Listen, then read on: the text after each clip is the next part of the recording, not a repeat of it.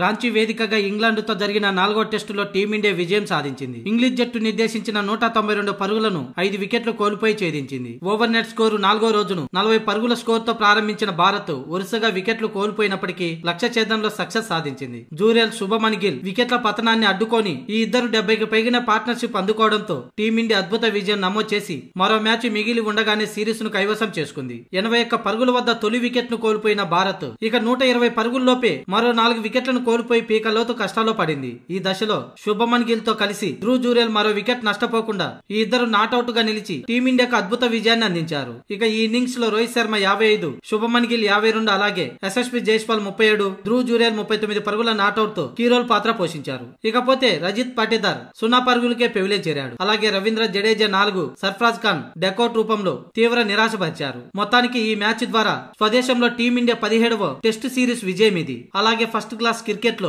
రోహిత్ శర్మ 9000 పరుగులు పూర్తి చేసుకున్నాడు. ఇక ఈ విజయంతో టెస్ట్ ర్యాంకింగ్స్ లో కూడా రేటింగ్ పాయింట్లలో అగ్రస్థానంలో నిలిచింది భారత్. 117 పాయింట్లతో ఆస్ట్రేలియాతో సమానంగా ఉన్నప్పటికీ పాయింట్ల కారణంగా 2వ స్థానంలో ఉంది. అయితే ఇప్పుడు ఈ 4వ టెస్ట్ గెలవడంతో ఆస్ట్రేలియాను వెనక్కి నెట్టి టీమిండియా మొదటి స్థానానికి చేరుకుంది. మొత్తానికి ఇంగ్లాండ్ ఈ సిరీస్ లో బస్బాల్ పేరుతో తన కంట్లో తానే పొడుచుకున్నట్లయింది. దూకుడు బ్యాటింగ్ ను కొనసాగించి హ్యాట్రిక్ ఓటముల్ని మూటగట్టుకుంది. ఇక ప్రస్తుతం చివరి మ్యాచ్ కూడా ఓడిపోయే అవకాశాలే ఎక్కువగా ఉన్నాయి. ఇటు సీనియర్లు లేకపోయినా టీమిండియాలో 4వ టెస్ట్ అద్భుత విజయం సొంతం చేసుకోవడమే ఇందుకు కారణం.